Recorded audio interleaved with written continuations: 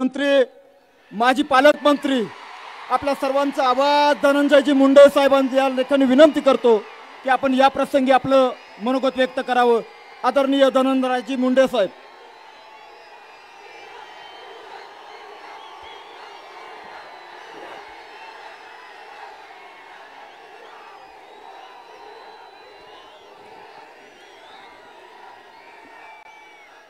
एकच पर्व, एकच पर्व.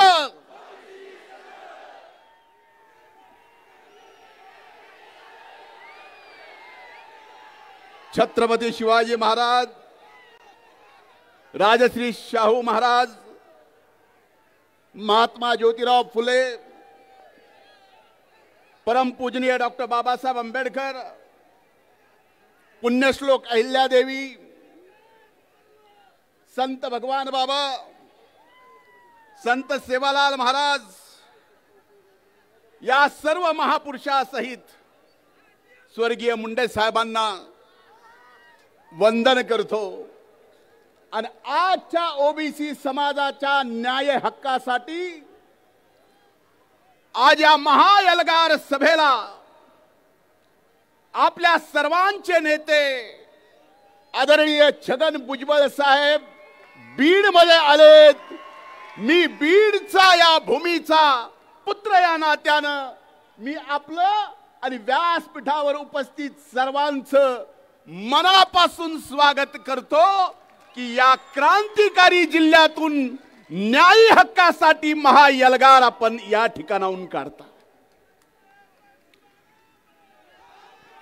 व्यासपीठावर उपस्थित विधिमंडळातील माझे सहकारी सन्माननीय गोपीचंदरावजी पडळकर, विधिमंडळातील माझे सहकारी मनोजजी कायंदे,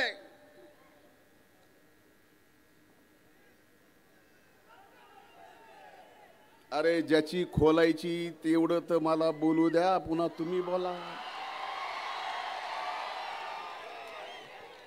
2-2.5 महिने गप्पच होतो.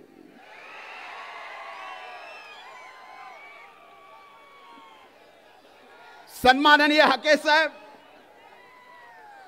व्यासपीठावर उपस्थित सर्वांची नावं मला घेता येतील.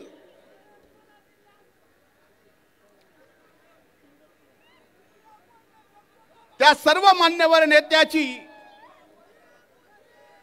मनापासून माफी मागतो आणि या महाएल्गार सभेला आपण बीडला उपस्थित आहात. बीडचा पुत्र या नात्यानं मी आपल्या सर्वांचं मनापासून स्वागत करतो.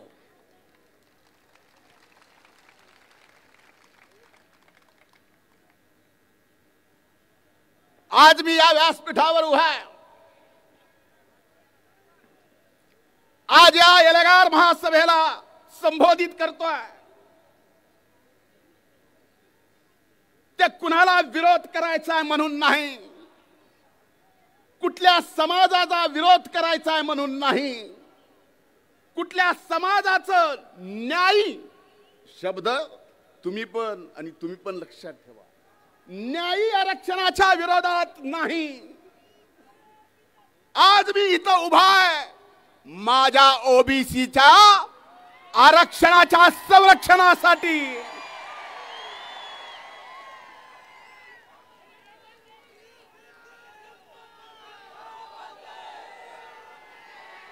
भुजबळ साहेब, आमच्यासाठी आपण वडिलकीचा आधार आहात, आमचे मार्गदर्शक आहात, आमचे नेते आहात. तुम्ही खंत व्यक्त केली की स्वर्गीय मुंडे साहेब जर आज हयात असते तर ही वेळ आली नसती. स्वर्गीय मुंडे साहेबांची बरोबरीन जबाबदारी कोणी घेऊ शकत नाही, पण ओबीसीच्या न्यायी हक्कासाठी आपण हयात घातली. आपला कार्यकर्ता इथं आज या सभेला संबोधित करतोय, आपल्या सोबत आहे, आपण आपले नेते. कधी कधी मला काही गोष्टीची कमाल वाटते. मला काल रात्री 2 वाजता 2 वाजून काही मिनिट झाले असतील. आता सगळीकडेच मित्र आहेत. फोन गेला, म्हणले बीडला एल्गार सभेला तुम्ही येणार आहात का? तुमचं कसं आहे? म्हणलं का विचारतोय? नाही म्हणले जरा सभेत आम्हाला काहीतरी. म्हणलं मी तर येणारच आहे. तुम्ही भुजबळ साहेब सुरुवातीला म्हणलात सुतळी बॉम्ब कुणी, पण हे स्वतःचा अनुभव माहिती तिथं बसलेले आहेत का नाही? आज मला या ठिकाणी एवढंच सांगायचं की ज्या छत्रपती शिवाजी महाराजांनी रयतेचं राज्य उभं करत असताना या 18 पगड जाती धर्माला सोबत घेऊन एक गावगाडा उभा केला. आजपर्यंत हा गावगाडा सर्व जाती धर्म 18 पगड जाती धर्मातले सगळे गावातले एकत्र गुणा गोविंदानी नांदत होते. बरोबर आहे का नाही? 2 वर्षापासून एका व्यक्तीनं एका प्रवृत्तीनं, मी समाज म्हणत नाही, ओबीसी एससी एसटी आणि मराठा समाजामध्ये अंतर पाडलं.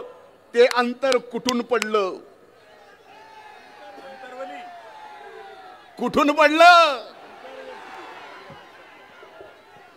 आज माझा मराठा समाजाला सुद्धा नम्रपणे हात जोडून, माझ्या बंधू भगिनींना सुद्धा हात जोडून विनंती आहे, हे अंतर फक्त या 2 समाजात ओबीसी आणि मराठा समाजात अंतर विलीन पाडत नाही, तर तुमच्याशी सुद्धा दगा फटका करतोय. उदाहरणादिशी सांगतो, नाही तर त्यांनी तरी यावं 13 कोटी जनतेच्या समोर. हाके साहेब आपण सुद्धा इकडे जाऊ की खरा फायदा मराठा समाजाचा या ओबीसीत येऊन नाही, तर खरा फायदा मराठा समाजाचा सुद्धा ईडब्ल्यूएस मध्ये जाऊन आहे, इकडे नाही. पुरावे. पण या ओबीसीत का यायचंय? मुठभर धनदाडग्या लोकांना सरपंचापासून ते राज्याच्या नेतृत्वापर्यंत पोचायचंय, म्हणून हे घुसायचं म्हणतायत. ही सगळ्या समाजाची भावना नाही, मराठा समाजाची सुद्धा. पण ह्यांना पेटवायचंय. बरं पिटवून पिटवून म्हणतो तरी काय? ह्यांनी कुणी सोडलं नाही. अरे कधी कधी माणूस असण्याची, कधी कधी जिवंत असण्याची, आणि हे सगळं ऐकून कसं सहन करावं याची सुद्धा मनाला भीती वाटते. माननीय मुख्यमंत्र्याची आयमाय काढली.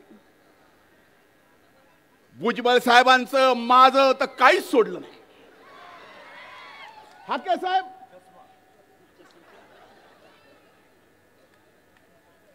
मला तर कधीपासून पाडितोच म्हणतो, पाडितोच म्हणतो. भुजबळ साहेबालाही म्हणतो पाडितोच पाडितोच. अरे 1,42,000 मतांनी आलो, पाडितो पाडितो म्हणतो. हे बोलणार नव्हतं. आज आपलं ओबीसीचं आरक्षण त्याच्या न्यायी हक्कासाठी आणि आपलं ओबीसीचं आरक्षण कुणी हिसकावून घेऊ नये म्हणून न्यायी हक्कासाठी हा एल्गार मोर्चा.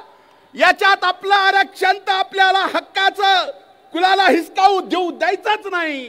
आणि या महाराष्ट्रात पुन्हा छत्रपती शिवाजी महाराजाचा स्वराज्यात उभा केलेला गावगाडा सुद्धा आपल्याला व्यवस्थित चालवायचा आहे. ही सुद्धा जबाबदारी आपण सर्वांनी घेतली पाहिजे. माणसात माणूस ठेवला नाही हो. मायचान सांगतो, लोकसभेच्या अगोदर काही ग्रामपंचायतीच्या निवडणुका झाल्या. नीट ऐका, आपल्याच बीड जिल्ह्यातलं गाव आहे. गावाचं नाव घेत नाही. ग्रामपंचायतीच्या निवडणुका लागल्या, काही सख्खे दोन भाऊ ह्याने किती येडे केले होते माणसं बघा साहेब. सख्खे दोन भाऊ, दोघांनी पॅनल उभा केला एकमेकाच्या विरोधात. एका भावाचा पॅनल निवडून आला, दुसऱ्याचा पडला. सत्ता पक्षात असलेला पंचायत समितीचा काही निधी पंचायत समितीच्या सदस्याकडून त्यानं एका भावाने निवडून आलेल्या ग्रामपंचायतीच्या विकासासाठी नेला. आणि त्याचा सख्खा भाऊ म्हणतोय, तू त्याला कसं आणलंस? तू एका मायबापाचा आहेस का? इतका विष पेरावा, एवढा विष पेरलेला या छत्रपती शिवाजी महाराजांच्या महाराष्ट्राला, या पुरोगामी महाराष्ट्राला, या शाहू फुले आंबेडकरांच्या महाराष्ट्राला परवडणार आहे का? अरे आपलं आरक्षण हक्काचं कोण कसं नेतंय ते बघू. अपने पास अपनी ताकद भुजबळ साहेब आहेत. आणि आपण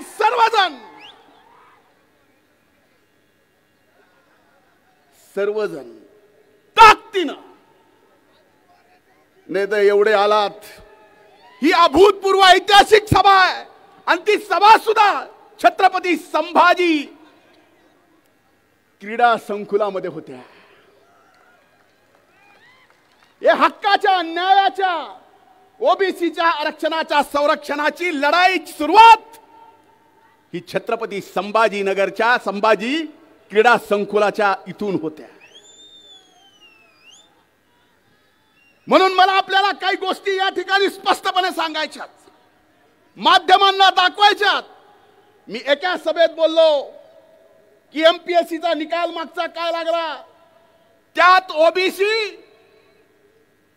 ची टक्केवर 480 ला कट ऑफ झाला आणि ईडब्ल्यूएस ला 455 ला कट ऑफ झाला. ज्यांनी कुणबी म्हणून प्रमाणपत्र आत्ल्यात घेतलं, फॉर्म भरला, एमपीएससी मध्ये 480 मार्क पडले, पण नापास झाला. पण त्याच गड्यानं जर ईडब्ल्यूएसचं सर्टिफिकेट घेतलं असतं तर ईडब्ल्यूडीच्या मेरिट लिस्ट मध्ये पहिल्या 25 मध्ये लागला असता. पुराव्यानिशी सांगतो, पुराव्यानिशी. आणि ह्याचं खरं बरं एकदा तुम्ही असे माथे कुणाचे भडकू नका. या छत्रपती शिवाजी महाराजांच्या महाराष्ट्रात तुम्ही असे कुणाचे माथे भडकू नका. खरं काय खोटं काय, कायदा काय सांगतो आणि मराठा समाजाच्या आमच्या गरीब बंधू भगिनींना खऱ्या अर्थानं फायदा कशाचा होतोय हेच आम्ही बोलतोय, हेच सर्वजण बोलतायत. पण ओबीसीत येऊन नाही. आता आम्ही काही बोललो की तो बोलणारच. रोज सकाळी 9 वाजता आता एक निकाल माझ्या हाती आलाय. भुजबळ साहेब, आणि हा सगळ्या देशाचा निकाल आहे. ओबीसी आणि ईडब्ल्यूएसचा, रेल्वे भरतीचा. या देशाच्या निकालात 1.5 मिनिट जास्त घेतो, फक्त वेळेपेक्षा जास्त. अजमेर मध्ये ओबीसी आणि ईडब्ल्यूएसचा 9 गुणाचा फरक आहे. अहमदाबाद मध्ये ईडब्ल्यूएस आणि ओबीसी मध्ये 6 गुणाचा फरक आहे. बिलासपूर मध्ये ओबीसी आणि ईडब्ल्यूएस मध्ये 2 गुणाचा फरक आहे. बिलासपूरच्या दुसऱ्या डिव्हिजन मध्ये 5 गुणाचा फरक आहे. चंदीगड मध्ये 7 गुणाचा फरक आहे. चेन्नई मध्ये 18 गुणाचा फरक आहे. गोरखपूर मध्ये 6 गुणाचा फरक आहे. जम्मू श्रीनगर मध्ये 16 गुणाचा फरक आहे. कलकत्त्यामध्ये 6 गुणाचा फरक आहे. पटण्यामध्ये 1% फरक आहे. रांची मध्ये 12 गुणाचा फरक आहे आणि शिलिगुरी मध्ये 5 गुणाचा फरक आहे. हा ईडब्ल्यूएस मध्ये आणि ओबीसीतला फरक सांगतोय. मग मला सांगा, खरंच जर मराठा समाजातल्या गरीबातल्या गरीब शिक्षणासाठी आणि नोकरीसाठी फायदा करायचा असेल तर ईडब्ल्यूएस शिवाय दुसरा पर्याय नाही. हे समाजानं सुद्धा लक्षात घ्यावं. कशाला त्या बिनडोकाच्या काय काय कारण आहे का? म्हणजे आमचं तर काय घरदार काढलं, आय माय बहीण काय ठेवलं नाही. इंग्रजापर्यंत माझा तर म्हणला माझा डोळा काढला. माझा डोळा शाबूत आहे, पण ऑपरेशन झाल्यामुळे जास्त फडफडत आहे. हे आणखीन जास्त फडफडू नये बाबा, म्हणून चष्मा घातला. आता माझ्या चष्म्याची सुद्धा अडचण आहे. तो म्हणतो परळीचा चष्मेवाला, आवडलाय तर घेऊन जा.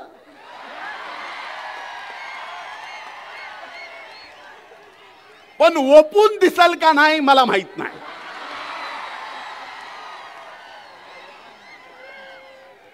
ओपून दिसायला पाहिजे ना. ओपून म्हणजे आपल्याला कळालं ना आपली भाषा. पण त्यांना जगत्याला वाचत असल की आपणच लय वाचाळ आहेत, समजायचं कारण नाही. मी तर बाबा हो.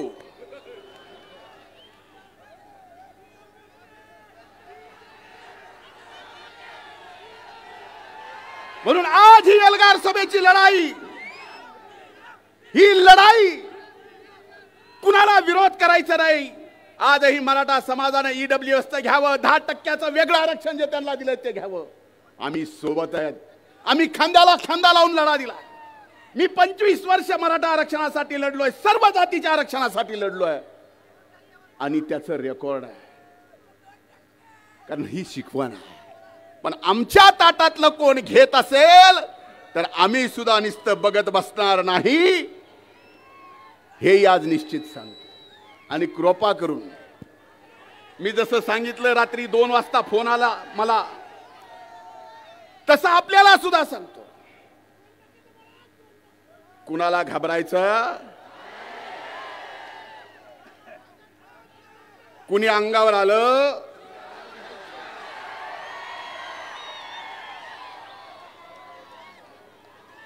म्हणजे पडळकर साहेब, हाके साहेब किती डोकेबाज माणूस म्हणायचा.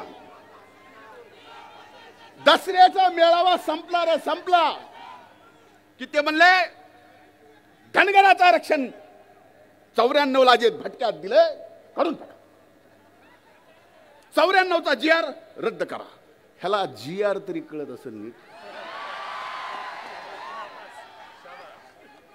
धनगराचा काढा म्हणला, पुन्हा म्हणला वंजाऱ्याचा बी काढा 2%. अरे काय काढा, अरे द्यायचं सांगा, न्यायानं हक्काचं मागायचं सांगा. हा छत्रपती शिवाजी महाराजांचा महाराष्ट्राचं आहे, काही बोलून जमणार नाही. काही दिवस माणसं तुम्ही एडे करताल, पण खऱ्याला खरं आणि खोट्याला खोटं आज ना उद्या हे कळणार आहे. त्यामुळे आज व्यासपीठावर उपस्थित आम्ही सगळेजण या छत्रपती संभाजी क्रीडा संकुलावर शपथ घेतोय. तुम्ही घ्या, आपसातले तंटे बाजूला ठेवा. आता येणाऱ्या नगरपंचायत, नगरपालिका, जिल्हा परिषद, पंचायत समितीच्या निवडणुका आहेत. मी स्टेजवर बघतोय, इतर आरक्षणाच्या वेळी अनेक लोकप्रतिनिधी समर्थन देण्यासाठी स्टेजवर येतात, पण बीड जिल्ह्यातला लोकप्रतिनिधी ज्यांनी आम्हीच मत देऊन निवडून आणलो, आम्हीच का त्यांना ओबीसीचा आज हित वाटत नाही. म्हणून एक लक्षात घ्या, उद्या पंचायत समिती, जिल्हा परिषदेच्या निवडणुकीला आपसातच हबूक ठुकीत बसताल. तसं करू नका. मनोहर दांडे सर म्हणले, तुम्हीच बोलला,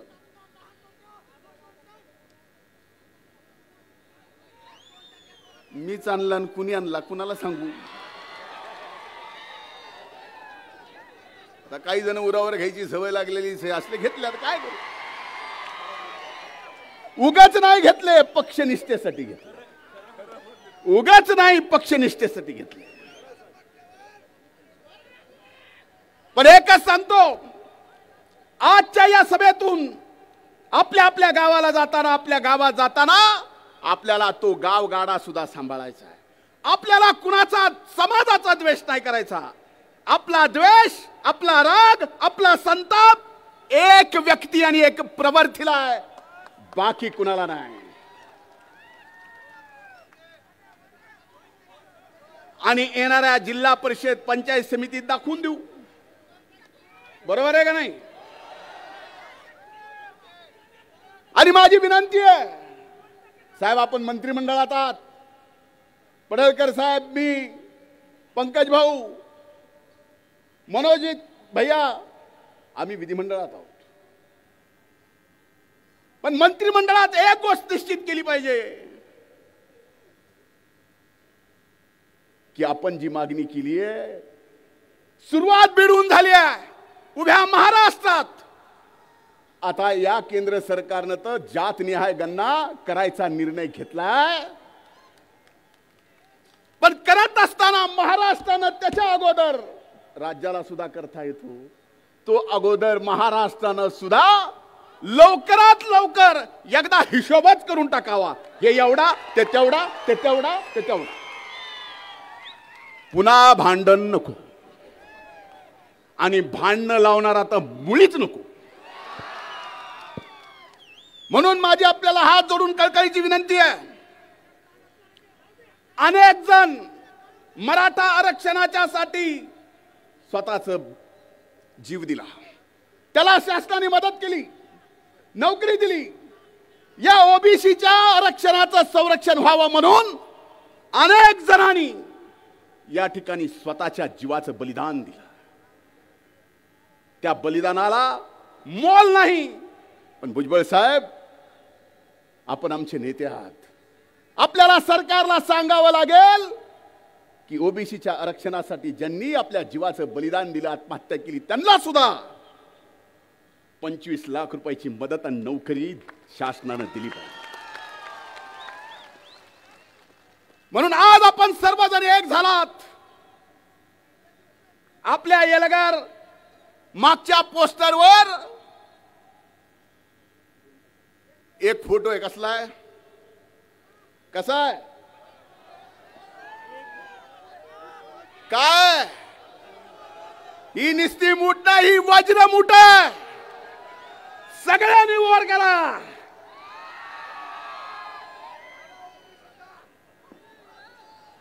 एकच पर्व,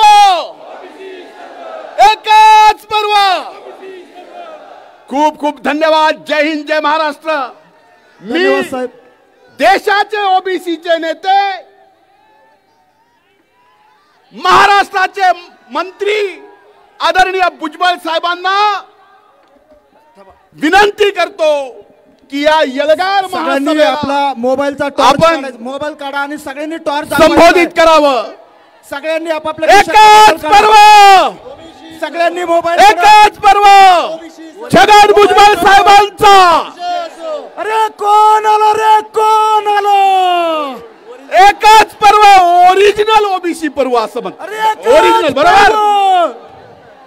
हे ऐतिहासिक बघा, ही ओबीसीची ताकद आहे. मी आदरणीय भुजबळ साहेबांना विनंती करतो की आजच्या सभेला आपण संबोधित करावं. एकच पर्व, ओरिजिनल. कोण आलं रे, कोण? छगन भुजबळ साहेब, तुम आगे बढ़ो. भुजबळ साहेब, तुम संघर्ष करो. भुजबळ साहेब, तुम संघर्ष करो.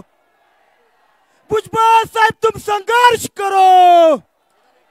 अरे एकच पर्व, अरे एकच पर्व. अरे कोण आला रे, कोण आलं? अरे कोण आला रे, कोण आलं? यानंतर तमाम ओबीसी बहुजन समाजाचा आवाज माननीय नामदार भुजबळ साहेब. सगळ्यांनी खाली बसून घ्या शांततेत. मी लवकर संपवणार आहे. जरा 10-15 मिनिटं आपण शांततेनं ऐका.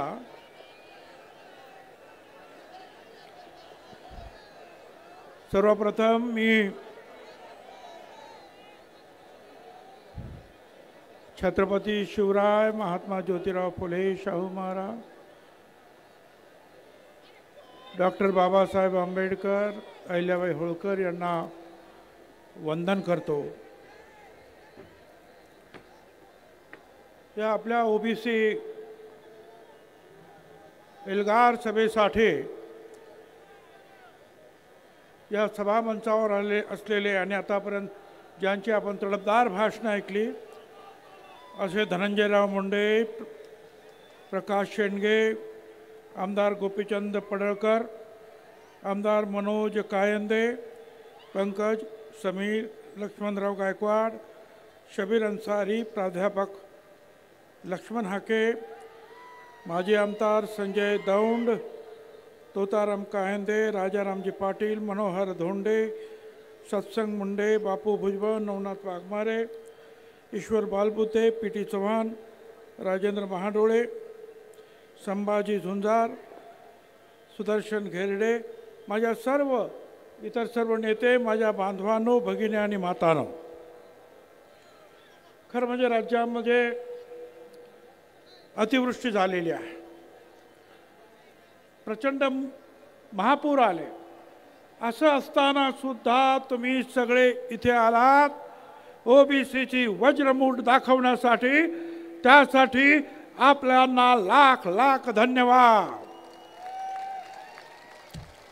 मित्रांनो, दिवाळी तर आली. दिवाळीतला सगळ्यांना शुभेच्छा. पण कशा देऊ मी शुभेच्छा? 15 आमच्या ओबीसीचे आमचे लोक त्यांनी आत्महत्या केली का? तर आमच्या ओबीसीचं आरक्षण संपलं म्हणून. कशी दिवाळी साजरी करायची आम्ही? माझी आपणाला विनंती आहे, आपण सगळ्यांनी लक्षात घ्या, मराठा समाजाला आमचा विरोध नाही. मगाशीच सांगितलं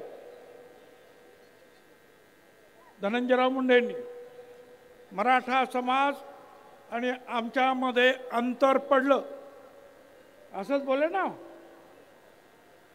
अरे हे अंतर ह्या अंतरवालीच्या दरिंदे पाटलामुळे पडलं.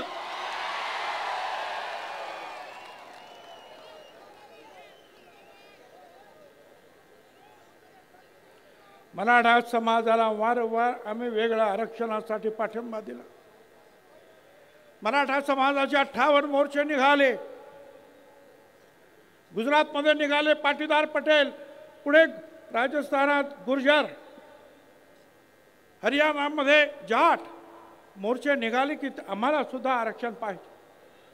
आणि मग मोदी साहेबांनी EWS आणला आणि सांगितलं की काही घटक जे आहे ते शिक्षणात कदाचित मागे आहेत, आर्थिक दृष्टीने मागे आहेत, पण सामाजिक दृष्टीने मागे नाहीत, म्हणून त्यांना रिझर्वेशनमध्ये जागा देता येत नाही. आणि म्हणून हा 10% EWS आणला. मगाशी ज्यांनी सांगितलं आमच्या सगळ्या एका EWS मध्ये 10 मध्ये 8 मराठा समाजाचे लोक निवडून आले होते.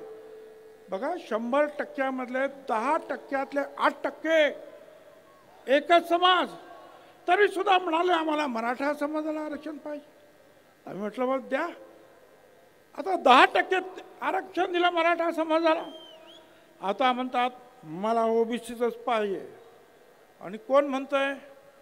ज्याचा काही अभ्यास नाही, ज्याला आरक्षण कशात? अरे आरक्षण सामाजिक दृष्ट्या जे मागास आहे त्यांच्यासाठी आरक्षण आहे. आरक्षण गरिबी हटावचा कार्यक्रम नाही. आणि माझ्या सगळ्या तमाम बांधवांना महाराष्ट्रातील मी आपल्या सगळ्यांना सांगू इच्छितो, हिशोब करा. 54% ओबीसी, 374 जाती, 54%, 13% दलित बांधव, 7% आदिवासी, 74% झाले. 3% ब्राह्मण, 77% झाले. त्याच्यानंतर मुस्लिम.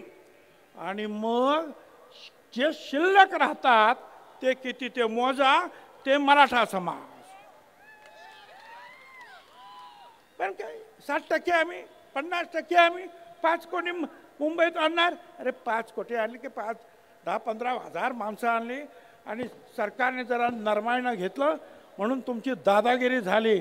जर पोलिसांना सांगितलं असतं ना यांना जरा बरोबर कामाला लावा तर एक रात्र थांबायला पाहिजे होतं. एक रात्र सगळा रस्ता तर पोलिसांनी मुंबईच्या साफ करून टाकला होता. आणि हे कोण होते हो? मराठा समाजाचे लोक नाहीत, मराठा समाजाला विरोध नाहीत. हे फक्त त्याचे दारूवाले, वाळू चोर यांनी आणलेले लोक, या दरिंदे पाटलाने आणलेले त्याचे ते लोक काय हैदोस घातला. आणि मग आपल्याला कल्पना आहे की घाईघाईने ते देण्यात आलं. अनेकांनी जे आहे स्वर्गीय मुंडे साहेबांचं नाव घेतलं. मुंडे साहेब तर आम्हाला भावाप्रमाणे होते. जनगणनेची मागणी समीर भुजबळ आणि मुंडे साहेब या दोघांनी अख्ख्या पार्लमेंटमध्ये दणाणून सोडली होती. पण काँग्रेस पक्षाच्या प्रणब मुखर्जीने येऊन सांगितलं, 100 खासदार उभे राहिले. प्रणब मुखर्जीने सांगितलं आम्ही देतो. सगळे शांत बसले. समता परिषद सुप्रीम कोर्टात गेली होती. आम्ही केस मागे घेतली पण आमचा घात झाला. कारण जनगणना जी दशवार्षिक होते, जनगणना आयुक्त, कमिशनर, सेन्सस कमिशनर ती खरी असते.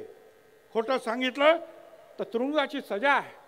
पण प्रणब मुखर्जीने ते केलं नाही. त्यांनी काय केलं? प्रत्येक राज्याला सांगितलं तुम्ही करा. गावचं असेल तर ग्राम विकास खात्यानं करा, शहराचं असेल तर शहर नगर विकासने करा. आणि तिथे आमची फसगत झाली. तिथे गोपीनाथराव पण फसले आणि आम्ही सगळे फसलो. पण आता परत एकदा मोदी साहेबांनी सांगितलं की आम्ही जातगणना करणार. मोदी साहेब, आमची तुम्हाला हात जोडून विनंती आहे, दशवार्षिक जनगणनेबरोबरच जातगणना झालीच पाहिजे. अरे गोपीनाथरावांनी सुद्धा सांगितलं, अरे आमच्या तुम्ही बकरे, मेंढ्या, शेळ्या त्याची सुद्धा जनगणना करता, आमची सुद्धा जातगणना करा. ते आता करा. आणि हे आम्ही जे सांगायला इथे काही आलो तर एक काळतोंडे नावाचा कोणतरी तो काळतोंडे म्हणतो छगन भुजबळ कसा येतो इकडंच ते बघतो. अरे काय तू बघतो, काय बघणार आहेस तू रे? अरे असे खूप झेलून झाले. आणि त्या सगळ्यांना सांगतो, उडवाच मान माझी माझा नकार नाही. उडवाच मान माझी माझा नकार नाही. इतकीच शर्त आहे मी वाकणार नाही. धोका जरी मला रस्त्यात दुश्मनांचा मागे फिरावयाचा विचार कदापि नाही. तू काय रे काळ तोंड्या मला थांबवतो? झालं. ह्या 2 सप्टेंबरला एक GR निघाला.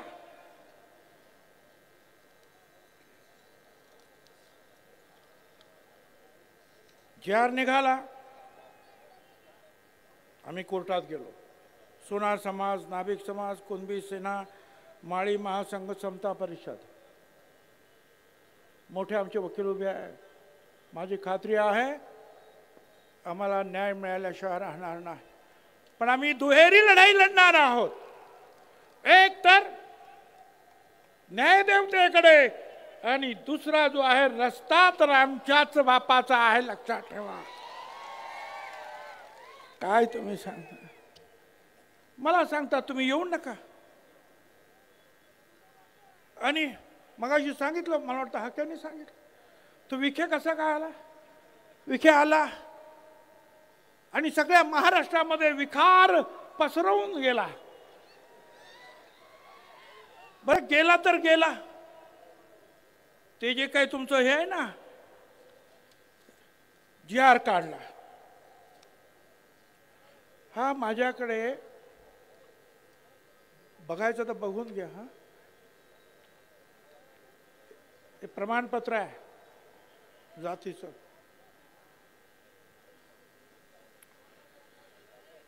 तीन तारखेला 3 ऑक्टोबर 25ला सकाळी अर्ज केला. 3 ऑक्टोबर 25ला सकाळी अर्ज केला. त्याच दिवशी 3 तारखेला त्याच दिवशी संध्याकाळी जात प्रमाणपत्र मिळालं. अरे 8-8, 10-10 महिने लागतात. एवढे फास्ट कसे झाले तुमचे हे अधिकारी? हे सगळे जे आहेत, अनेक सर्टिफिकेट त्याचे चेक झाले सकाळपासून संध्याकाळपर्यंत. मिळायला पाहिजे तर दाखवायला तयार आहे मी. हे पहा माझ्या हातात. मी CM साहेबांना सांगितलं, मी तुमच्या त्या आपल्या महसूल मंत्री बावनकुळेंना सांगितलं, म्हटलं एवढा फास्ट अधिकारी कधीपासून जन्माला आले या देशात? आम्हाला 10-10 महिने लागतात, याला 10 तासात. हे जर थांबवलं नाही ना तर लक्षात ठेवा, आपणच सांगितलं ओबीसी आमचा DNA आहे. हा DNA कधी सर्कल काही सांगता येणार नाही. बरं ह्या CM ह्या विखेंनी बाबा दिला, त्याच्या हातामध्ये एक प्रमाणपत्र म्हणजे GR दिला. आणि आपण सगळ्या याच्यात पोलिसांची भरती असेल, शिक्षकांची भरती असेल, कुठे भरती असेल, आपण काय असतो, पात्र व्यक्तींना नेमण्यात यावे. त्याच्यात म्हटलं होतं पात्र मराठा समाजाच्या व्यक्तींना नेमण्यात यावं. याने काय सांगितलं या दरिंदे पाटलाने? त्या विखेला म्हटलं तुम्ही इथं बसा, हा पात्र शब्द काढून या. 1 तासामध्ये पात्र शब्द काढला आणि मराठा समाजाला आरक्षण देण्यासाठी असं करा. कुठला कायदा? हायकोर्टाचे सगळे माझ्याकडे इथं सगळे निर्णय आहेत हायकोर्टाचे सहित. मराठा कुणबी या 2 वेगळ्या जाती आहेत. हायकोर्टाचा निर्णय. दुसऱ्या याच्यामध्ये म्हटलेलं आहे की मराठा आणि कुणबी एकच जात आहे असे मानणे हा सामाजिक मूर्खपणा आहे, हायकोर्ट म्हणता. अरे कसं काय तुम्ही देता? आणि इथे सुप्रीम कोर्टाने सुद्धा सांगितलं की मराठा समाज सामाजिक दृष्ट्या मागास नाही, त्यांना आरक्षण देता येणार नाही, हे त्यांनी सुद्धा सांगितलं. मग कसं काय तुम्ही देता? आणि त्यावेळेला CM कुठे होते? CM नागपूरला. इथे यांनी निर्णय घेऊन टाकला, पात्र पण शब्द काढून टाकला. CM ना मला सांगायचं आहे, सावधान, ही जी मंडळी आहेत ना, ही तुमच्या वाईटावर आलेली आहे, तुम्हाला अडचणी निर्माण करणार आहेत. त्यांचं टार्गेट ओबीसी नाहीये, त्यांचं टार्गेट देवेंद्र फडणवीस आहे, लक्षात ठेवा. या सगळ्या BJPच्या सगळ्या नेत्यांना सांगतोय, आज तुम्हाला ओबीसीच्या ताकदीवर 125-135 आमदार मिळाले. त्या ओबीसीवर जर अन्याय कराल तर ओबीसी आज दूध खुळे राहिलेले नाहीत, लक्षात ठेवा. त्यामुळे लवकरात लवकर याच्यामध्ये आपल्याला मार्ग काढावा लागेल. काही लोकांनी तर एक पत्र पाठवलेत लोकांना, मी कुणबी आहे, ज्यांना कोणाला सर्टिफिकेट पाहिजे असेल त्यांना मी देऊन टाकतो की हा कुणबी आहे म्हणून. बघा फिरतंय सगळीकडे. अरे कुठलाही नागपूरचा एखादा कुणबी किंवा कुठला, आणि तो आपल्या कोल्हापूरला सांगणार की हा माणूस कुणबी आहे. काय आहे? अरे कायदा आहे की नाही? मी आता नागपूरचा निघाला म्हणून सांगितलं, नागपूरचं मला आठवलं. नागपूरला मोर्चा काढला, वडेट्टीवार साहेबांनी काढला. आमचा विरोध नाही. इथेच अंबडला पहिल्यांदा वडेट्टीवार साहेब आले आणि त्यांनी सांगितलं की पक्ष वगैरे बाजूला, हा पिवळा झेंडा हा एकत्र घेऊन आपण जाणार आहोत, लढणार आहोत. परत आमची दुसरी रॅली झाली हिंगोलीला. त्यांना बोलवलं, काय माहिती प्रेशर आले, येतो म्हणून सांगितलं, आलेच नाही. नगरला बोलवलं, अरे या, आलेच नाही. पंढरपूरला रॅली, अरे या, आलंच नाही. अनेक रॅलीज झाल्या, बीडला झाले, अरे या, नाही आले. कुठला प्रेशर तुमच्यावर होतं? तुम्ही सांगितलं होतं ना की आम्ही ओबीसीला तुमच्या बरोबर राहणार, मग का नाही राह? मला काही आमच्या ज्या संपादकांनी फोन केला, तुम्ही का नाही आलात नागपूरच्या रॅलीला, का नाही आलात सांगू? ऐका रे तो व्हिडिओ, जरा लावा तो व्हिडिओ असेल तर. आवाज द्या, आवाज.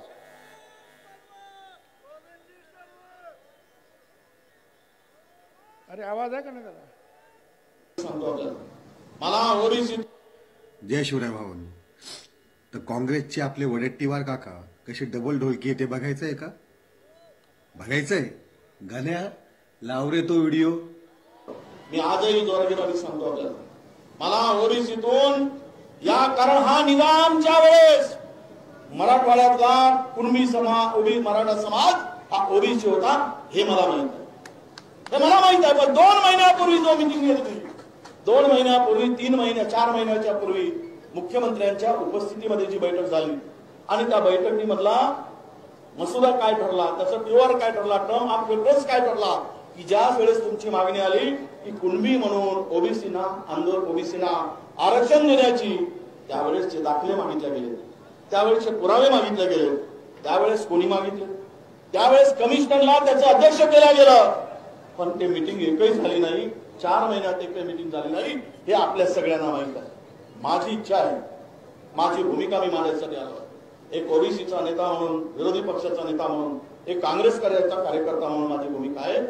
तुम्हा सगळ्यांना, मराठा सगळ्या माझ्या विशेष करून या मराठवाड्यातील जो निजामाच्या काळात कुणबी म्हणून होते, तुम्ही घेतला नाही, विदर्भातल्या लोकांनी घेतला, त्याचा आनंद घेतला, त्याचा म्हणजे त्या आरक्षणाचा फायदा घेतला, तुम्ही घेतला नाही. पण आजही आमची भूमिका आहे की महाराष्ट्रातील ओबीसी समाजांना, आपल्या मराठा समाजांना ओबीसीतून आरक्षण द्या, ही माझी भूमिका आहे. परत ऐकायचंय, मराठा समाजाला ओबीसीतून आरक्षण द्या म्हणताय. आता याचं काय सांगायचं आहे? हे सगळं जे आहे फिरतंय, सगळं व्हायरल होत आहे. वडेट्टीवार, एकच मुद्दा घेऊन तुम्ही उभे राहा, आम्ही तुमच्या बरोबर आहे. पण जरांगीच्या तिथे जाऊन एक बोलणार, मराठा समाजाला आरक्षण दिलंच पाहिजे म्हणून. अंबडच्या मीटिंगमध्ये येऊन तुम्ही सांगा आम्ही तुमच्या बरोबर आहोत, नंतर आमच्याकडे आमचा परत पाठ फिरवणार, हे कसं काय शक्य आहे? आणि म्हणून मी त्यांना सांगितलं, त्या संपादकांना, बघा हे व्हिडिओ, तासाला जर तुम्ही बदलायला लागलात तर ओबीसी समाजाचा घात होईल.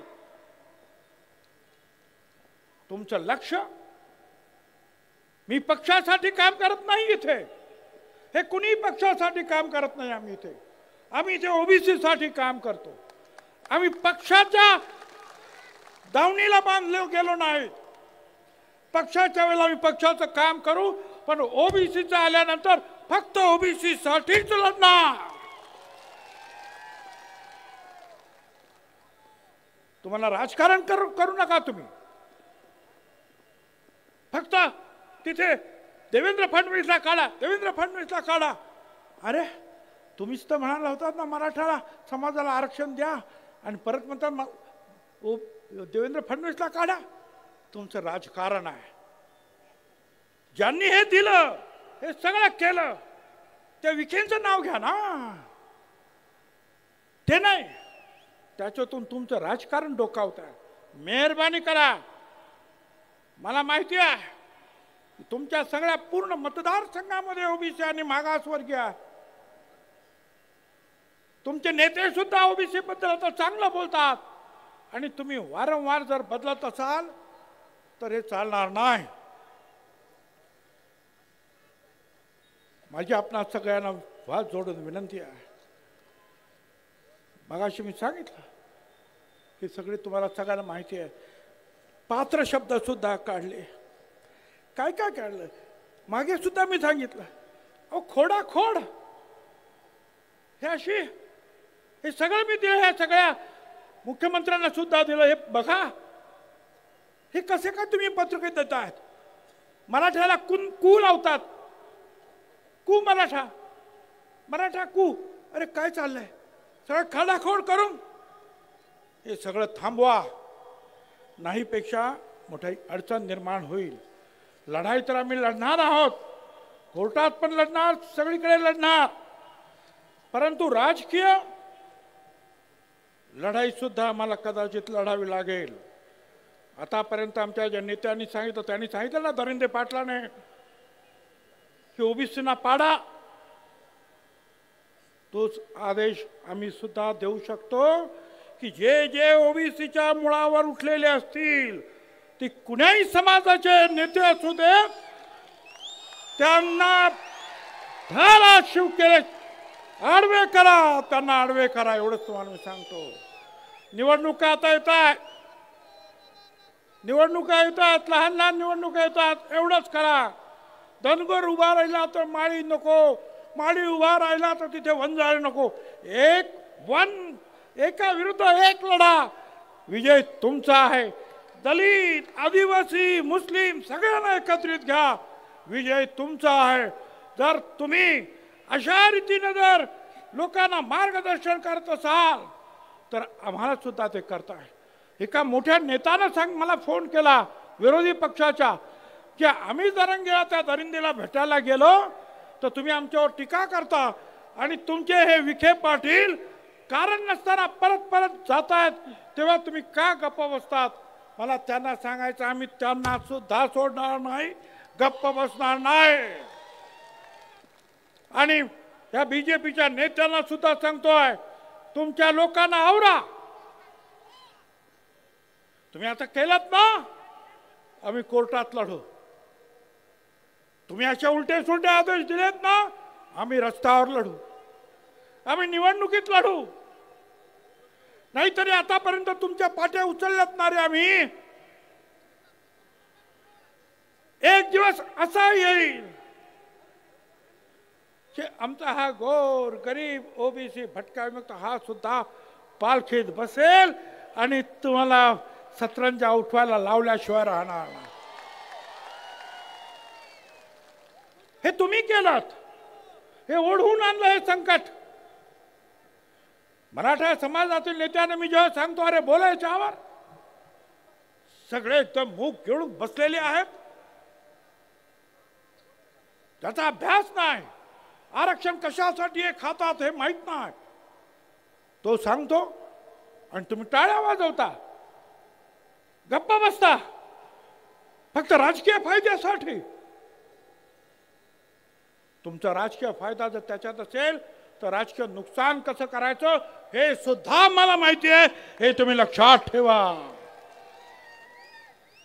आतापर्यंत खूप आम्ही सहन केलं,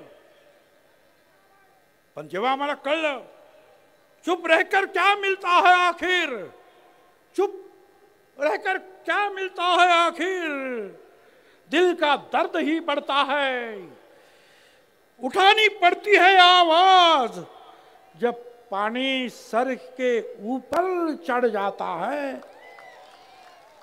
आम्ही आतापर्यंत गप्प बसलो, जाऊ द्या जाऊ द्या. अरे किती गप्प बसायचं. हा, त्यांनी बोललं तर ते चालतंय. मी 374 जातींसाठी बोललो आणि आम्ही बोललो सगळे, तर आम्ही जातीवादी. अरे आम्ही सांगतो का की तुम्ही बाबा तुमचं वेगळं घ्या, आमच्या आरक्षणाला धक्का लावू नका. आणि हे काय सांगणार, अहो तुमच्या आरक्षणाला कुठे धक्का लागला, धक्का लागला. आज इथे लाखो लोक बसलेले आहेत, जेवढे आत आहेत ना तेवढे बाहेर आहेत. हे तुमचे ड्रोन फिरतायत, दाखवतायत. आता मला सांगा, या 1,00,000-2 लाखांमध्ये आणखीन 2 लाख जर इथं टाकले तर आमच्या मानगुटीवर बसतील का नाही? तुम्ही काय सांगणार? तुम्हाला बाहेर नाही काढलं, फक्त तुमच्या मानगुटीवर यांना आणून बसवलं. काय वेडे समजले का रे आम्हाला तुम्ही? अख्खं आयुष्य गेला हे लढण्यामध्ये, आम्हाला मूर्ख समजू नका. एक आवाज जर बंजारा समाजाने दिल्याबरोबर आदिवासी समाज उठला. मला त्याबद्दल जास्त काय बोलायचं नाही, पण आम्ही मात्र गप्पा बसायचा आहे आणि मराठा समाजाला आमच्या बोकांडी बसून घ्यायचा आहे. कुठला न्याय आला? ईडब्ल्यूएस तुम्ही घेणार, मराठा आरक्षण तुम्ही घेणार, ओबीसी मध्ये तुम्ही घेणार. अरे महाराष्ट्र काही 7-12 दिला का रे लिहून तुमच्या? छत्रपती शिवाजी महाराजांचा महाराष्ट्र, हे सगळे जे आहेत ना माझ्या मागे बसलेले, यांचेच पूर्वज लढले. अरे बेरड समाजांचा आमचा बहिर्जी नाईक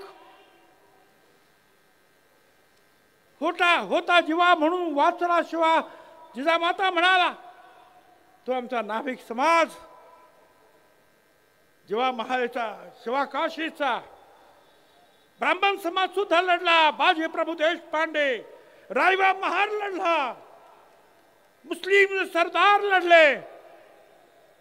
आणि आज तुम्ही शिवाजी महाराजांचं नाव घेऊन, मगाशी सांगितलं आमच्या राजाराम पाटलांनी, हा आगरी कोळी समाज महाराजांनी पहिला आरमार निर्माण केलं या देशात आणि सागरी सरहद्द त्याचं रक्षण केलं.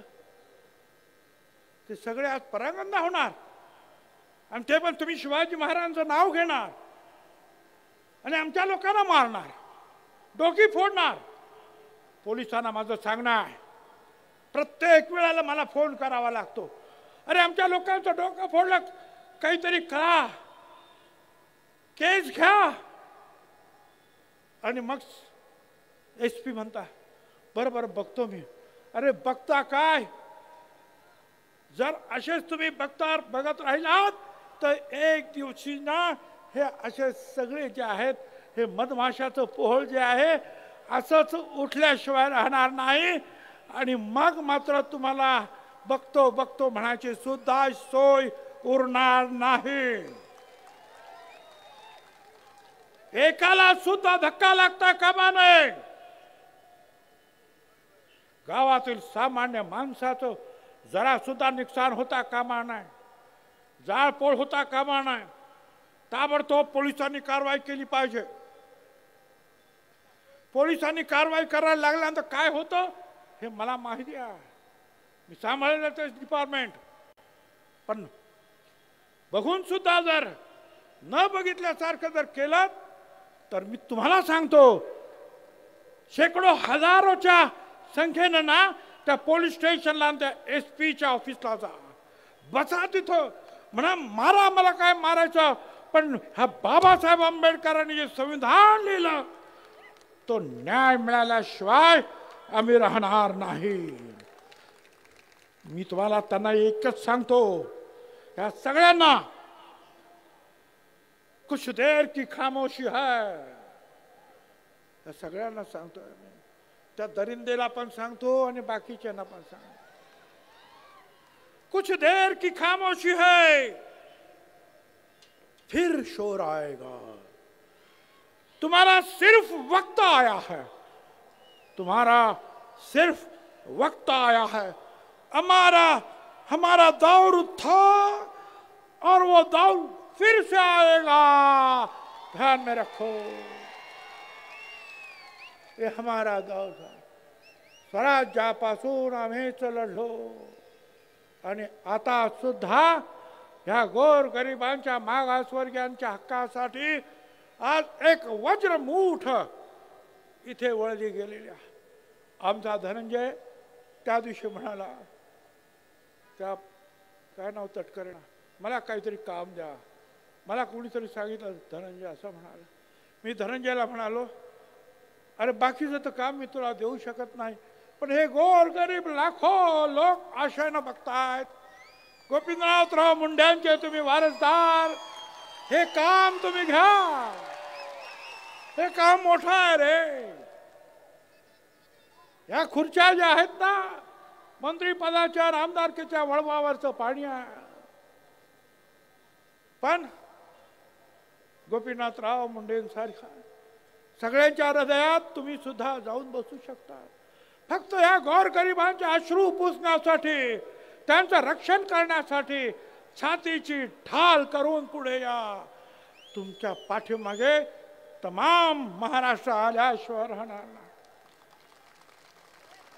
आज हा सगळा माधव एकत्र झाला आणि त्याच्या पुढेही माधव म्हणजे माळी, धनगर, वंजारी. आता परत त्याच्या पुढे आणखी माधव राव लावला. म्हणजे काय काय कोणी सांगितलं आपल्या धनंजय मुंडे?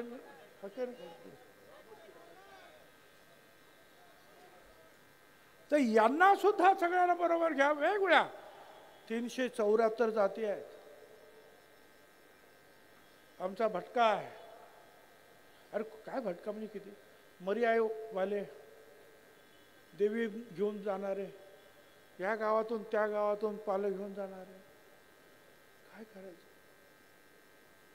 कोण कुंभार आहे, कोण सुतार आहे, कोण नाभिक आहे. आणि तुम्ही सांगणार यांच्यावर बहिष्कार टाका. मला सांगा, जर आता या सगळ्यांनी जर ठरवलं की त्यांनी आमच्यावर बहिष्कार टाकला आणि यांनी त्यांच्यावर बहिष्कार टाकलं, तर कुणाचं गाडं अडल सांगा बघू? कुणाचं गाडं? अरे हीच माणसं आहेत कष्टकरी, हीच माणसं आहेत या महाराष्ट्राच्या मातीमध्ये काळ्या आईची सेवा करणार, तमाम जनतेची सेवा करणार हीच माणसं आहे गोरगरिबांची. त्यांच्यावर तुम्ही बहिष्कार टाकणार? आणि यांनी जर बहिष्काराची भाषा केली तर किती अडचणीत होईल. म्हणून मी सांगतो, अजूनही सांभाळा. त्या दरिंदे पाटलाच्या पाठीमागे मराठा समाज त्यांनी आवाज उठवला पाहिजे की आम्हाला याचं नेतृत्व मान्य नाही.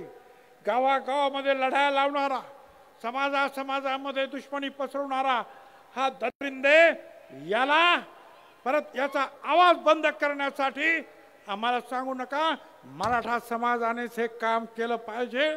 आणि आपल्याला कल्पना आहे, यशवंतरावांपासून सगळ्यांनी आतापर्यंत जे जे मुख्यमंत्री झाले त्या सगळ्यांनी या सगळ्यांना जवळ घेऊन राज्य केलं. छत्रपती शिवाजी महाराजांनी राज्य केलं सगळ्यांना घेऊन. याच पावलावर पाऊल टाका, एवढंच मला सांगायचं आहे. आणि पुन्हा एकदा सांगतोय की येणाऱ्या निवडणुकीमध्ये ज्यांनी ज्यांनी तुमच्या विरोधात भूमिका घेतली त्यांना बरोबर डोक्यात ठेवा आणि त्यांचा बरोबर हिशोब करा. धन्यवाद. जय हिंद, जय महाराष्ट्र.